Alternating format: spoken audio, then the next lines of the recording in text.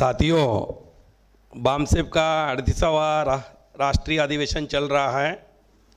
दुनिया के सबसे मंच पर मैं पहली बार हिंदी में बात रखना जा रहा हूँ। अगर कोई गलती होती है तो माफ़ कीजिए।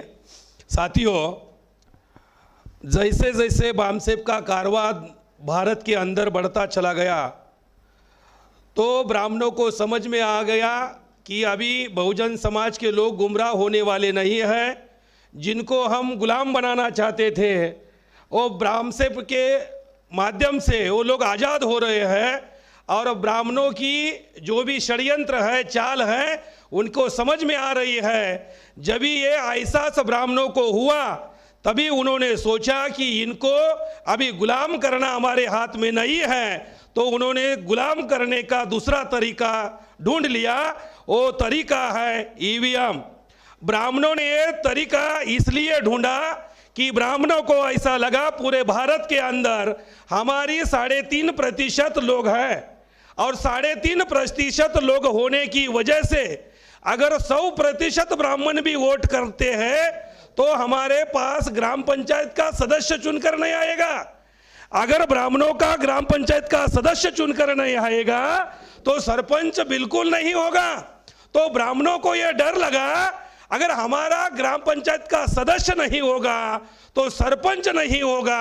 अगर हमारा सरपंच नहीं हो सकता तो भारत के इतने बड़े पंचायत पर हम राज कैसे करेंगे। तो ये षड्यंत्र के तहत से उन्होंने ईवीएम लाया। ये जो ईवीएम है ये कांग्रेस और बीजेपी की नाजायज औलाद है, ये उनकी देन है। ये जो देन है, इस देन को, ये जो ईवीएम है, इसको प्रथमतः भारत के अंदर इंदिरा गांधी ने लाया और इंदिरा गांधी ने भारत के लोकतंत्र को खत्म करने का काम, प्रथमतः इंदिरा गांधी ने ये काम किया, ये दुष्ट काम किया। बहुत सारे लोग उनको कहते हैं कि वो बहुत बड़ी लीडर थी, लेकिन मैं ये मानता हूँ कि उन्होंने देश के अंदर जो लोकतंत्र था वो लोकतंत्र को खत्म करने का काम उन्होंने किया। साथियों, वो ऐसा काम क्यों किया?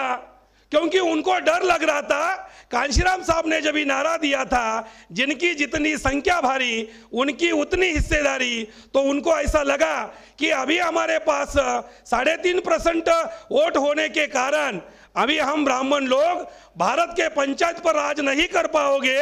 इसलिए उनको ऐसा लगा कि हम अगर भारत के अंदर निष्पक्ष चुनाव अगर लड़ते हैं तो हमारा सत्ता के ऊपर हमारा नियंत्रण नहीं होगा। इसके लिए उन्होंने ये षड्यंत्र खेला। उसके पीछे दूसरा एक उनका डाव था कि बहुजन समाज के अंदर सच्चे नुमाइंदे चुनकर नहीं जाना चाहिए। ये उसके पीछे उनकी रणनीति थी। ये उसके रणनीति में कांग्रेस, बीजेपी और आरएसएस ने ये रणनीति, ये षड्यंत्र, ये धोखा किया। साथियों, जब से ईवीएम भारत में आया है तब से बहुजन समाज के ऊपर अन्याय अत्याचार बढ़ रहा है। एससी, एसटी, ओबीसी और माइनॉरिटी के लोगों पर लगातार जो अन्याय अत्याचार हो रहा है, हमारे महिला पर अन्याय अत्याचार हो रहा है, वो केवल ईवीएम की वजह से हो रहा है। क्यों? ईवीएम के माध्यम से जो लोग चुन के जाते हैं वो पावरफुल लोग नहीं होते हैं, वो तो ब्राह्मणों ने रखे हुए लोग होते हैं। ब्राह्मणों ने जिसको नॉमिनेट किया है वही लोग उसके माध्यम से चुन के जाते हैं। इसलिए साथियों, इस षड्यंत्र को अगर हम देखते हैं तो ये षड्यंत्र में केवल कांग्रेस, बीजेपी शामिल नहीं है, इसमें मीडिया भी शामिल है, इसमें कम्युनिस्ट पार्टी शामिल है, इसमें आरएसएस शामिल है और हमको अभी ऐसा लग रहा है इसमें न्यायपालिका भी शामिल है। क्योंकि न्यायपालिका के अंदर ज्यादातर ब्राह्मण लोग बैठे हैं और ज्यादातर ब्राह्मण लोग बैठने के वजह से वो लोग हम पर न्याय नहीं कर रहे, वो बार बार हम पर अन्याय कर रहे हैं। इसलिए साथियों, ये ईवीएम का जो मामला है वो बंद होने की बजाय देश में ईवीएम पर बार बार चुनाव लड़ा जा रहा है। सुप्रीम कोर्ट खुद ही कह रहा है, 8 अक्टूबर 2013 को खुद ही सुप्रीम कोर्ट कह रहा है कि ईवीएम से निष्पक्ष चुनाव नहीं हो सकता। अगर सुप्रीम कोर्ट ऐसा कह रहा है निष्पक्ष चुनाव ईवीएम से नहीं हो सकता, तो सुप्रीम कोर्ट इस ईवीएम को रोक क्यों नहीं लगाना चाह रहा है? क्या सुप्रीम कोर्ट इसमें शामिल है? अगर सुप्रीम कोर्ट इसमें शामिल नहीं है तो सुप्रीम कोर्ट में अंदर जो बैठे, जो लोग खुद को ईमानदार कहते हैं, जो खुद को राष्ट्रवादी कहते हैं, जो खुद को देश प्रेमी कहते हैं, वो जज को भी मैं कहना चाहता हूं, अगर तुम सच्चे लोग हैं, राष्ट्रवादी लोग हैं, तुम देश को अगर लोकतंत्र पर अगर तुम्हारा भरोसा है, तो ये देशद्रोही जो ईवीएम है इसको क्यों नहीं हटाना चाहते हो? साथियों, बहुजन समाज के अंदर जितने पक्ष हैं साथियों, वो भी इस पर बात नहीं करते समय नहीं दिखाई दे रहे हैं। कुछ लोगों को इसकी जानकारी भी नहीं है। बहुजन समाज के अंदर कुछ लोग ऐसे हैं जो पार्टियां चलाते हैं, खुद को राष्ट्रीय लीडर कहते हैं, राष्ट्रीय अध्यक्ष कहते हैं, लेकिन उनको यह भी पता नहीं है कि ईवीएम के अंदर इतने बड़े घोटाले होते हैं, ईवीएम का षड्यंत्र उनको पता नहीं है। ऐसे भी कुछ राष्ट्रीय अध्यक्ष हमारे पास है। कुछ लोगों को पता होने के बावजूद भी महाराष्ट्र के अंदर का अगर देखा जाए, लोगों को मालूम होने के बावजूद भी वो लोग चुप है। अगर क्यों चुप है? या तो वो लोग बार्गेनिंग कर रहे हैं, या तो वो लोग बीजेपी के षड्यंत्र में शामिल है, या तो बीजेपी को साथ दे रहे हैं। यह मामला प्रकाश आंबेडकर साहब ने भी उठाया था, लेकिन बाद में चुप हो गए। यह मामला मायावती ने भी उठाया था, लेकिन मायावती भी चुप हो गई। यह मामला नाना पटोले ने भी उठाया था, नाना पटोले भी चुप हो गया। आपको पता होगा महाराष्ट्र के अंदर नाना पटोले साहब को स्पीकर बनाया था, ये शरद पवार ने भी मुद्दा उठाया था। नाना पटोले को तो स्पीकर बनाया था। जैसे नाना पटोले ने कहा आगे आने वाला चुनाव ईवीएम मशीन पर नहीं होगा, झट से कांग्रेस के लोगों ने उनको स्पीकर पद से हटा दिया, क्योंकि उनको डर लगा नाना पटोले अगर स्पीकर रहता है तो उन्होंने जो कानून पास करेगा उस पर अमल करना होगा। नाना पटोले वो जो कानून पास करेगा वो नहीं करना चाहिए, इसलिए कांग्रेस ने षड्यंत्र करके उसको बाजू कर दिया। नाना पटोले आज तक नहीं बोल रहा है। क्यों नाना पटोले की आज बोलती बंद हो रही है? प्रकाश आंबेडकर जी क्यों चुप है? मायावती क्यों चुप है? मुझे ऐसा लगता है या तो मायावती का सीबीआई का डर है, या तो उनको ईडी का डर है। अगर नहीं डर है तो मायावती ने कहा था कि उन्होंने एक डेट दिया था, हर महीने में हर डेट में हम आंदोलन करेंगे, तो उसका क्या हो गया?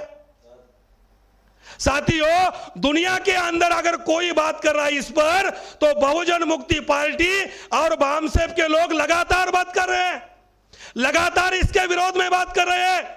और बामसेफ के अंदर वामन मेश्राम यही एक शेर है, ये भारत के अंदर एक ही ऐसा शेर है, वो खुलेआम इसको ललकार रहे हैं, खुलेआम इसको अगली इलेक्शन कमीशन को भी चैलेंज कर रहे हैं। मुझे इसमें डाउट है इलेक्शन कमीशन इसमें शामिल है। इलेक्शन कमीशन कांग्रेस, बीजेपी और कम्युनिस्टों को बार बार जितवा रहा है। महाराष्ट्र का प्रदेश अध्यक्ष होने के नाते मैं इलेक्शन कमीशन को भी कहता हूं, महाराष्ट्र के अंदर अभी यूपी में इलेक्शन चल रहा है, अगर महाराष्ट्र के अंदर आने वाले इलेक्शन में ऐसी अगर गड़बड़ी होती है, हम इलेक्शन कमीशन को भी नहीं छोड़ेंगे और ईवीएम को भी नहीं छोड़ेंगे।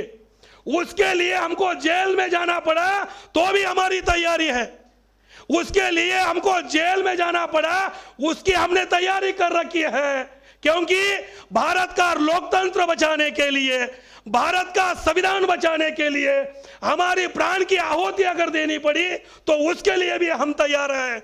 आने वाले समय में किसी भी तरह से ये जो ईवीएम का षड्यंत्र है, कांग्रेस, बीजेपी, आरएसएस और कम्युनिस्ट के लोग हैं, मीडिया वाले में जो बैठे हुए लोग हैं, और जो सुप्रीम कोर्ट, हाई कोर्ट में बैठे जो सवर्ण ब्राह्मण लोग हैं, उनको हम चैलेंज करते हैं, अगर तुम ऐसे ही चुनाव लड़ोगे तो एक दिन ऐसे आएगा कि भारत के अंदर जन आक्रोश पैदा होगा, अगर जन आक्रोश पैदा हो गया तो ये भारत के ब्राह्मणों, वैसे भी तुम भारत के नहीं है, तुम यूरेशिया से आए हुए लोग हैं, तो तुमको भागने के लिए रास्ता कम पड़ेगा, क्योंकि भारत ये हमारी भूमि है, भारत ये सम्राट अशोक की भूमि है, भारत ये बुद्धा की भूमि है, भारत ये फुले शाहू अंबेडकर, छत्रपति शिवराय, बिरसा मुंडा की भूमि है, पेरियार की भूमि है।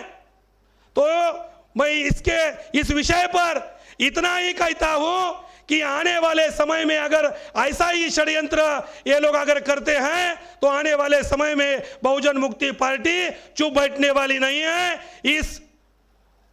इस पर हम डट के खड़े रहेंगे और पूरे भारत के अंदर हम बहुजन मुक्ति पार्टी के तरफ से ये आंदोलन का कारवां लगातार हमारा चल रहा है।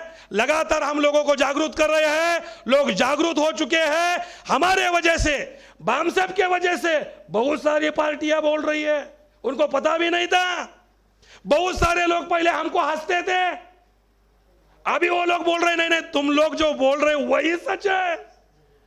साथियों, आज जो बहुजन मुक्ति पार्टी बोलती है, बामसेफ के लोग जो बोलते हैं, वामन मेश्राम साहब जो बोलते हैं, वही सभी को बोलना पड़ रहा है। क्यों? इसके पीछे ईवीएम की वजह से हम पर अन्य अत्याचार हो रहा है और हमारा अन्य अत्याचार लगातार बढ़ोतरी हो रही है, बढ़ता जा रहा है।